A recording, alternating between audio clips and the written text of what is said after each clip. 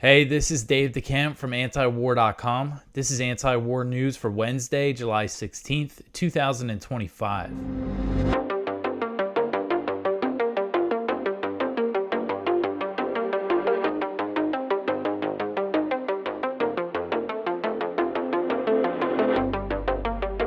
All right, the first story at the top of antiwar.com today. The U.S. launches its 51st airstrike in Somalia of the year.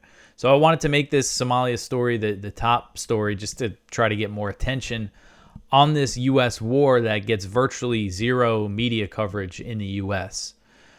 So U.S. Africa Command announced that it launched 2 separate airstrikes in Somalia on Sunday. And AFRICOM said that the strikes targeted the ISIS affiliate in Somalia's northeastern Puntland region in the same area that they've been bombing recently to the southeast of the port city of Bosaso. And as usual, the command offered no further details. It has stopped sharing estimates of casualties or assessments on civilian harm. And AFRICOM confirmed to antiwar.com in an email that the latest attack marked the 51st U.S. airstrike in Somalia of the year, putting the Trump administration on track to easily break the annual record, which Trump set at 63 in 2019. So we're at 51 U.S. airstrikes so far. And AFRICOM actually got back to me. I asked them if my count was correct. I said, I've counted 50 airstrikes. Is this right? And they actually got back to me and said, yes, that's right. And then they sent me another email and said, oh, here's another airstrike, makes it 51. And I also asked them for if they have a estimate of casualties, and they said that they would have to get back to me. So we'll see if they actually follow up. But the fact is, we're working with such little information here. You know, I've been trying to follow what the Somali media and what the U.S.-backed Somali government saying about these operations, and what in this case in Puntland, it's the local Puntland forces that the U.S. is backing. And they actually said their counter-terror operations Twitter account announced on Sunday, and this was the day that the U.S. launched 2 airstrikes, that it was conducting a clearance operation against ISIS remnants in the mountains. And said that the area being targeted was last used by terrorists as a hideout with their foreign women and children. So that's an indication there that women and children could be in harm's way when it comes to these U.S. airstrikes in the region. And Puntland's forces, they announced a new military operation on June 30th against the ISIS-affiliated militants that are in this mountain range. And since then, the U.S. has launched at least 4 airstrikes. So that was on June 30th. They announced kind of a new push, and we've seen at least 4 U.S. airstrikes. And this ISIS affiliate started in 2015 as an offshoot of al-Shabaab. I see all sorts of different estimates of how many fighters they actually have. Some say it's between like 400 and 700. Other estimates go up to about 1,000. So not exactly clear how strong they are. But the U.S. has been bombing them quite a bit. And the U.S. has also been bombing al-Shabaab in southern and central Somalia. And there's an indication that we might see some more U.S. airstrikes in that region. Somali media reported on Tuesday that government forces killed 15 al-Shabaab fighters in the central Haran region, an operation that they said was supported by international partners. That usually means the U.S., and that usually means that some airstrikes were launched. And when it comes to, it's usually a day or 2 or even sometimes longer before AFRICOM announces the airstrikes. So, these are wars that are raging, and that the U.S. is 2 separate wars within Somalia that the U.S. is involved in here. And again, I know I always say this, but there's just no other coverage of this, like of the day-to-day U.S. air war in Somalia. There's just nothing out there. When it comes to American media, obviously, Somali media covers it, but they don't really offer many details. They don't confirm, really say when the U.S. is launching airstrikes. They're kind of vague about it. And I think they have pretty tight control of the media. So we don't really have a clear picture of what it actually looks like on the ground, where in these places where the U.S. is firing missiles. All right, so the next one here getting into some Ukraine stuff. Trump asked Zelensky if he could strike Moscow.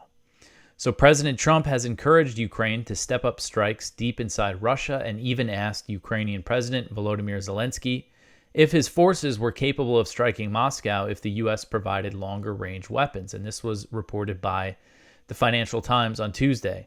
Sources told Financial Times that the conversation occurred during a July 4th phone call. Zelensky asked him if he could hit Moscow, if he could hit St. Petersburg, and Zelensky replied that his forces could absolutely strike the Russian cities if the U.S. provided the necessary weapons. The report said that Trump signaled backing for the idea of providing long-range weapons in order to make the Russians feel pain, to pressure Moscow at the negotiating table. In comments to reporters, so this report came out early Tuesday, and then later in the day, before he was getting on Air Force One, I think, or in one of these quick pref scrums where they just throw a few questions at him, Trump was asked about this, and he denied that he was considering giving Ukraine these longer range weapons, and said that Zelensky should not target Moscow.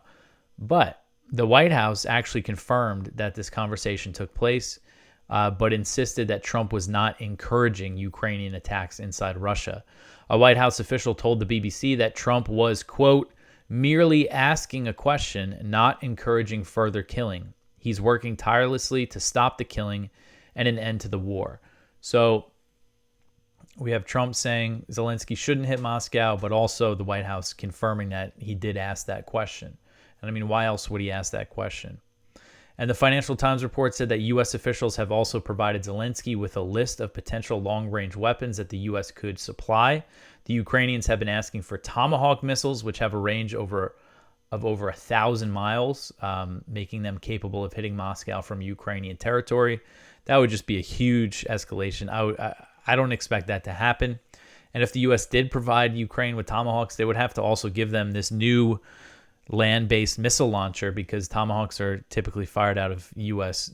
Navy warships, and they're not going to give that to Ukraine. But the U.S. did develop a new land-based missile launcher that fires Tomahawks, which was would have been a violation of the INF treaty that the U.S. pulled out of in 2019.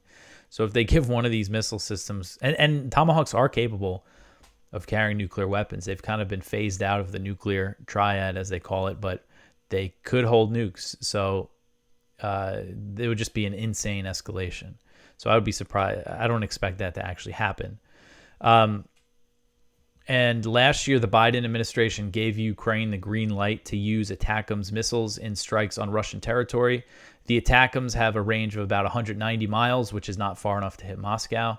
But Russia made clear that escalation risked nuclear escalation. In response to Biden giving them the green light to use those missiles on Russian territory, Putin changed the nuclear doctrine, lowered the threshold for the use of nuclear weapons. And one of the things that the nuclear doctrine states now is that an attack from a non-nuclear armed state that is supported by a nuclear armed state is considered an attack, by an attack by a nuclear armed state.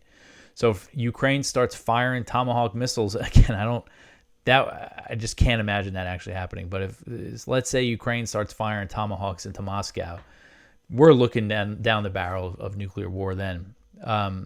So anyway, the whole thing is just really crazy.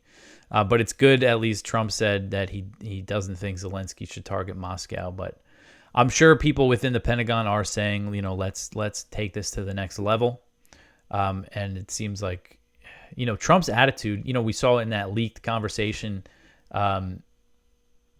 that came out that CNN published from when he was on the campaign trail, bragging about threatening to bomb Moscow if Putin invades Ukraine, and bragging about threatening to bomb Beijing if China invades Taiwan.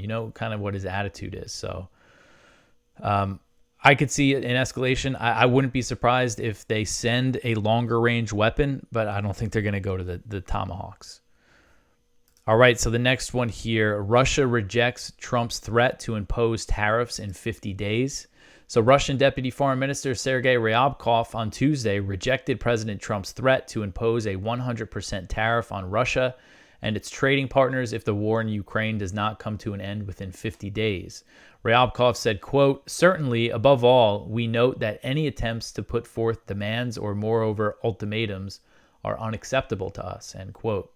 So Trump made the threat on Monday when announcing a new plan to pour U.S. weapons into Ukraine by first selling them to NATO countries. Ryabkov said that Russia prefers diplomacy, but that if it cannot reach its goals through negotiations, then the war, or as he put it, the special military operation will go on. And Russia's main demands to end the war are Ukrainian neutrality and the recognition of the 4 oblasts that Moscow annexed in 2022 as Russian territory. They're made clear they're not going to back down on those demands. Ryabkov says Russia's stance is unshakable and that the U.S. and NATO need to treat it with the utmost seriousness. And Russia is also making it clear that as long as the war goes on, Ukraine risks losing more territory in other parts of the country. So, you know, they seem perfectly happy to just continue the war, and they're not going to showing any sign that these threats from Trump, are going to do anything. And Russian Foreign Minister Sergei Lavrov also commented on Trump's threat, saying that Moscow needs some sort of clarification, essentially saying we don't really know what he's even talking about here. The war goes on, it grinds on, and it's just a real tragedy what's happening in Ukraine. All right, so the next one here, Israel kills 88 Palestinians in Gaza over 24 hours. So just a warning, there's a really, really horrific picture here in this story. About as bad as it gets. Gaza's health ministry said on Tuesday that Israeli attacks killed at least 88 Palestinians and wounded 278 over the previous 24-hour period as relentless U.S.-backed Israeli strikes continue to massacre women and children in the besieged territory. The health ministry said that another 5 bodies were recovered from the rubble. So officials at Al-Shifa Hospital in Gaza City told the Associated Press that strikes included the bombing of a building in the Shati refugee camp that killed a 68-year-old Hamas legislative official, an official who was actually elected back in 2006, which means he was not a militant, and also he's 68 years old. And the strike also killed a man, a woman, and their 6 children who were sheltering in the same building. So this picture here is of dead children who were killed by Israeli strikes in Gaza City at the Al-Shifa Hospital. 4 kids, really young boys, just lined up next to each other. And, man. So the Al-Shifa Hospital also said that an Israeli strike on Monday night hit a home in Gaza City's Tel Al-Hawa district, killing 19 members of the same family, including 8 women and 6 children. A strike on a tent in the same area killed a man, a woman, and their 2 children. So just taking out families and just slaughtering children every single day, all supported by the U.S. And I saw there was a video online of a woman who was trapped under the rubble. And you just wonder how many people died like that. She apparently eventually died because the rescuers couldn't reach the area. They were being blocked by the IDF. And just imagine how many people, men, women, and children, have died under the rubble, survived the initial attack and, just slowly died under the rubble. Imagine what that's like. So Israeli troops also continue to kill Palestinians seeking aid. According to the health ministry, at least 6 people were killed and 29 were wounded while trying to reach food over that past 24 hours, bringing the aid-related death toll since the U.S. and Israeli-backed Gaza Humanitarian Foundation began operating to 844 and the number of wounded to 5,604. As I've mentioned, often the Israeli military has admitted to killing civilians near these aid sites. They dispute the numbers from the health ministry, but the UN is also putting out a number now, and the UN's number is higher. The UN said on Tuesday that it recorded at least 875 aid-related deaths in Gaza over the past 6 weeks, including 674 killed near GHF sites and 201 killed on routes of other aid convoys. And they say that their numbers are based on hospital records, what health officials are saying, families, cemeteries, and things like that. So all different types of sources. So the nightmare in Gaza continues. All right, the next one here. 1 in 10 Gaza children screened by UNRWA are malnourished. This article is from Kyle Anzalone at the Libertarian Institute. So a large number of Palestinian children in Gaza are malnourished, according to a screening by UNRWA. A statement from the head of UNRWA, which is the UN's Palestinian Relief Agency, said that 1 in 10 children screened in UNRWA medical facilities is malnourished. And malnutrition among children in Gaza has increased amid severe shortages of nutrition supplies. And they said a 7-month-old baby, died of malnutrition last week. There's still these formula shortages because Israel has been blocking supplies like that from entering Gaza. It's just absolutely horrific. And when I hear about this malnutrition, it just makes me go to the other day, to that massacre of 10 kids, 10 children, when they were with their mothers waiting outside of a clinic where they were screening people for malnutrition and providing nutritional supplements. And they were killed while waiting for that. And that was a clinic run by a U.S.-based charity as well. All right, so the next one here, Israeli professor says Israel is committing genocide in Gaza. So this is an op-ed from the New York Times from a Israeli-born genocide and Holocaust scholar who's based in the U.S., who actually works at Brown University. Is Omer Bartov, a professor of Holocaust and genocide studies at Brown University.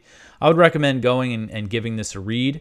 It's interesting because he says, that he was, in denial for a while. It was very hard to accept that Israel was indeed committing genocide, but there's certainly plenty of evidence of that, and it gets into it. I'll just read this one paragraph that I thought was interesting. My inescapable conclusion has become that Israel is committing genocide against the Palestinian people. Having grown up in a Zionist home, lived the first half of my life in Israel, served in the IDF as a soldier and officer, and spent most of my career researching and writing on war crimes and the Holocaust, this was a painful conclusion to reach, and one that I resisted as long as I could. But I have been teaching classes on genocide for a quarter of a century. I can recognize one when I see one. This is not just my conclusion. A growing number of experts in genocide studies and international law have concluded that Israel's actions in Gaza can only be defined as genocide. So has Francesca Albanese, the UN Special Rapporteur for the West Bank and Gaza, and Amnesty International. South Africa has also brought a genocide case against Israel at the ICJ. All right, so the next one here, Syrian HTS forces kill civilians in Suwayda. So this article is from Jason Ditz. So the Syrian defense minister has announced a ceasefire between Druze forces and Bedouin tribes in and around the city of Suwayda, following Syrian security forces entering the city, aiming to bring an end to multiple days of fighting. Today's reports, and this was on Tuesday, suggest that around 200 people were killed overall in the fighting, which began on Sunday with both sides clashing in the neighborhood of Makis.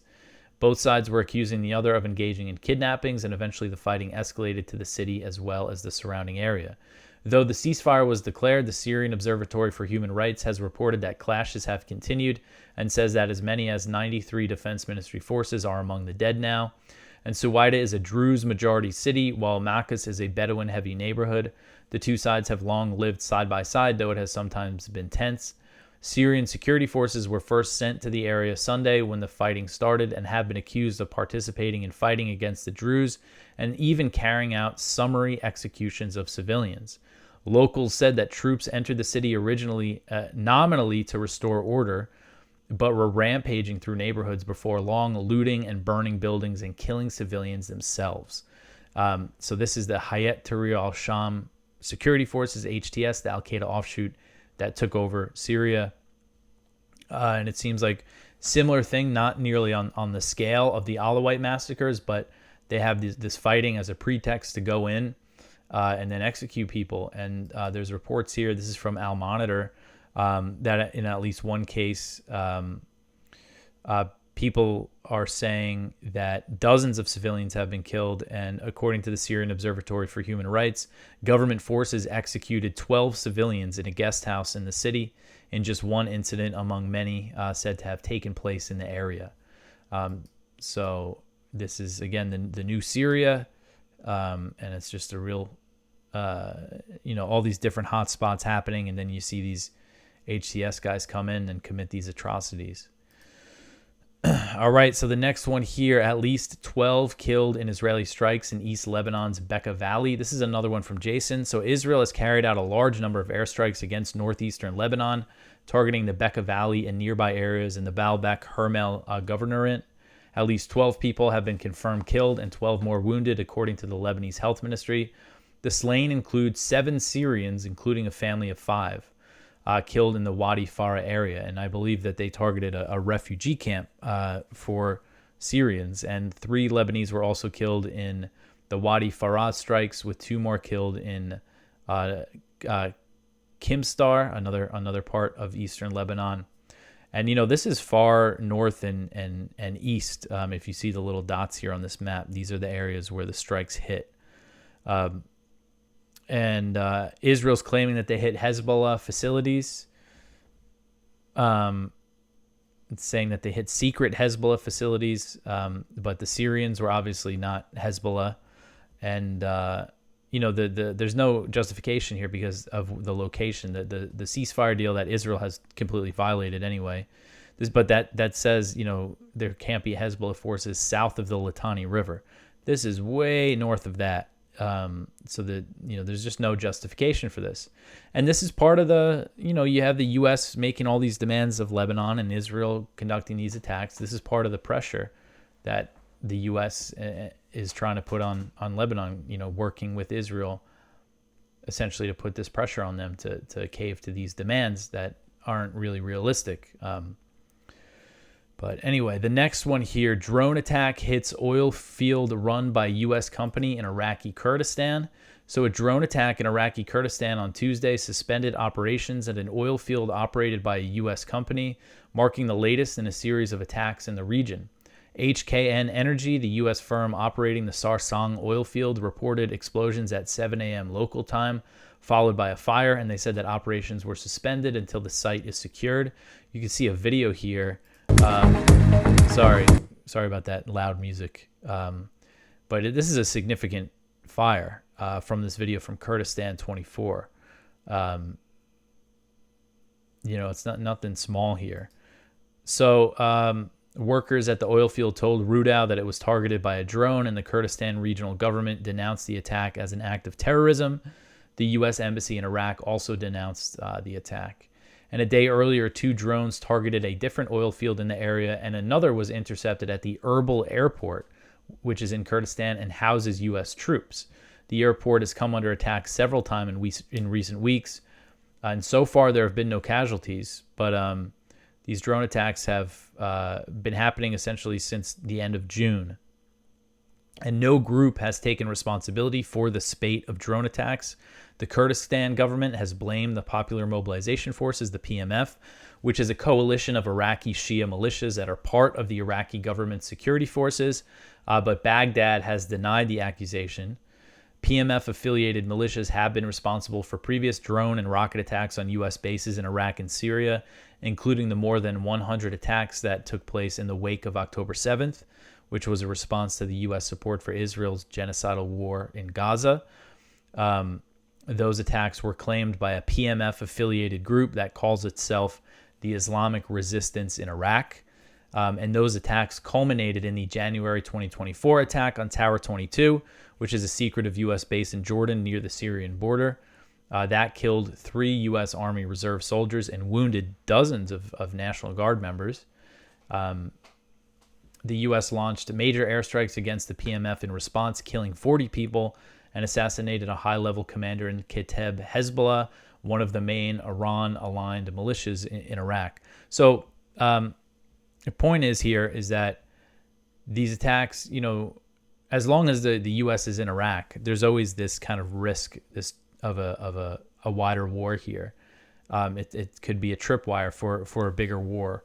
And so these militias, these Shia militias, essentially stopped their attacks after the Tower 22 thing. The Iraqi government and Iran put pressure on them to stop. We've seen some sporadic attacks here and there. And, they're not, there's different factions among these militias. Some of them are more loyal to Iran. Some of them are much less and kind of do their own thing.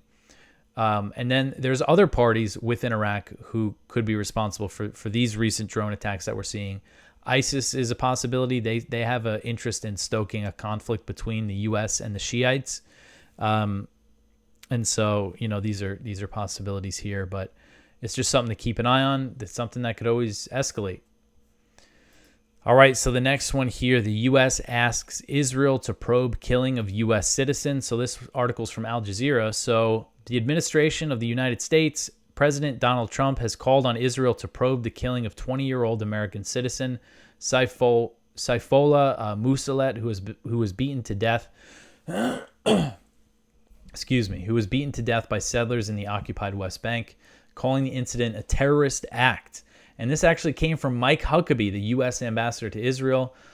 He called on Israel to aggressively investigate the killing of Florida-born Musalet, who was visiting his family when attacked and beaten to death in the Palestinian town of Sinjil. He said that there must be, this is Huckabee, who said that there must be accountability for this criminal and terrorist act. And so this is very, out of, just don't expect this kind of language from Huckabee. At the same time, he's saying that Israel must investigate it when the family is asking the State Department to do its own investigation, for the U.S. to do its own investigation. But it's interesting to see. I mean, and these are the fruits of his staunch support for Israeli settlements and his open support of Israeli annexation of the West Bank. This stuff really emboldens the settlers, knowing that the Israeli government and the U.S. is essentially on their side. So these are the fruits of Huckabee's Christian Zionism here. But a strong statement to call it a criminal and terrorist act. I was just surprised to see that language from Huckabee. All right, so the next one here, West Bank sees highest displacement figures since 1967. This one is from Connor Freeman at the Libertarian Institute. So UN officials are warning that displacement figures in the West Bank are at their highest level since 1967, when Israel's illegal occupation began. And this is due to all of the military operations and the settler violence and everything. But really the main thing here is Operation Iron Wall, which is what the Israelis call it.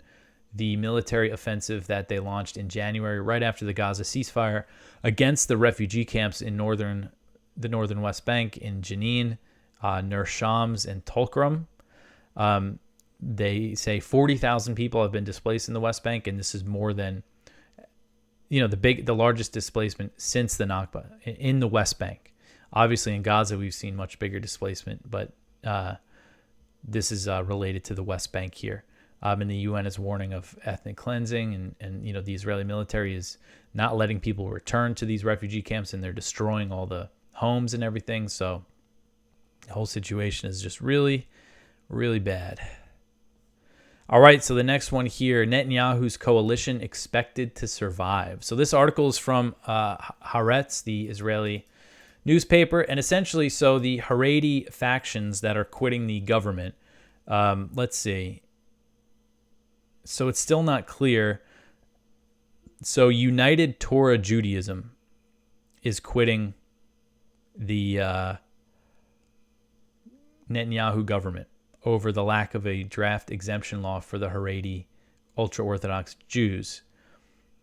And that leaves the Netanyahu government with a very narrow majority, with 61 seats in the 120-seat Knesset. And the Shas party, which is another ultra-Orthodox party, could follow suit and also quit the government. They haven't confirmed that yet. Then the Netanyahu government would become a minority government. But they're saying that they would not vote to dissolve the government, because them quitting and the government becoming a minority government doesn't automatically dissolve the government. There would need to be a vote for the dissolvement, and then new elections could happen. But they're essentially saying, and this gets into kind of the details about how polling shows if there's elections, these ultra-Orthodox parties aren't going to do great. Like, they have an interest in, essentially, even though they're not happy with Netanyahu over this Haredi thing, they have an interest in still keeping this government in power. And also the Knesset is going on a recess soon. and which is about, I think, 3 months long. And during that time, it's very unlikely that they would vote to dissolve the government, even if, they lose the seat. So it looks like Netanyahu will survive at least for the foreseeable future. And then in that time, he can wheel and deal with other opposition parties to get them to join the government. Netanyahu just, knows how to survive like that. So it just doesn't look like this whole thing is going to be what ends the current Netanyahu government. All right, so the last story here, Iran wants the SCO to develop collective security. So this one's from Kyle Anzalone at the Libertarian Institute. He's been a busy man lately. The Iranian foreign minister asked the Shanghai Cooperation Organization, the SCO, to adopt a collective security forum to coordinate a response to aggression. The request follows the U.S. and Israeli war against the Islamic Republic. So this was Iran's foreign minister made these remarks at the 25th Shanghai Cooperation Organization Council of Foreign Ministers. And so this is a Chinese-led group. And so it's interesting here. He said that the SCO should, quote, establish a permanent mechanism to monitor, document, and coordinate responses to military aggression, acts of sabotage, state terrorism, and violations of national sovereignty of member states, end quote. And this is kind of, we're seeing this alliance building, China growing closer to Iran and China growing closer to Russia, and kind of these battle lines being set. And we could, potentially see more agreements like we see between Russia and North Korea, where North Korea is very strongly supporting Russia's war in Ukraine and everything. And this is obviously all a response to these countries being under similar pressure from the U.S. and its allies. All right, so that is it for the news. Please go check out our viewpoints. One from Amir Hassan Bouzari and Mohammed Sahimi. Iran-U.S. negotiations, will non-violence prevail? One from Eric English. One of the most surreal events of World War II, the Atomic Bowl. One from Dan Steinbach. Trump's tariff threats against the Global South, ASEAN and the Philippines. And one from Daniel DePetris. Don't bet on a Gaza ceasefire. Our spotlight is from Jennifer Kavanaugh. How Trump's 50-day deadline threat against Putin will backfire. So please go check all that out. You could always support us by liking, subscribing, all that stuff. Oh, one thing I want to tell people about, the Blueprint for Peace. This is the annual Ron Paul Institute conference in Washington, D.C., near the Dulles Airport. Technically, actually in Virginia, but right there, right outside D.C., and the speakers will include Colonel Douglas McGregor, Nassim Nicholas Taleb, Max Blumenthal, and Anya Parampil from the Gray Zone. More speakers will be announced. And, of course, Ron Paul and Daniel McAdams will also be speaking. And if you put in code anti-war, I believe you get a little bit of a discount. But the Ron Paul Institute conferences are always a lot of fun. I went last year. I spoke at the student conference, and I believe it looks like I will be speaking at the student conference that happens on the Friday, and then the main conference is on Saturday. So I will be there hanging out during the main conference, and it's a lot of fun. I always meet cool people and see people now that I've been to. I've been to two of the Ron Paul Institute conferences, but it'll be good. It's always very foreign policy focused. So if you like this show, if you're interested in this, and don't think, I know we have people who listen to this show from across the political spectrum, which is kind of one of my favorite things about our audience and our readership at antiwar.com is it's all sorts of people. So don't think if you're not a libertarian or you're not right-wing or something that you wouldn't be welcome to check it out. Obviously you got Max and Anya speaking. So, but anyway, I'll put the link in the description. I'll try to remember to do that. And the code anti-war, I'll follow up and figure out what the discount is there. But it's totally worth it. The tickets are $75. It says $75 to $85. Let me see here. But yeah, I'll figure out the discount and everything. Sorry for all the scrolling. I know that annoys people. But anyway, that is it. You could always support this show by liking, subscribing, commenting. Tell your friends about antiwar.com. Share our articles. I will be back tomorrow with some more news. Thanks for listening.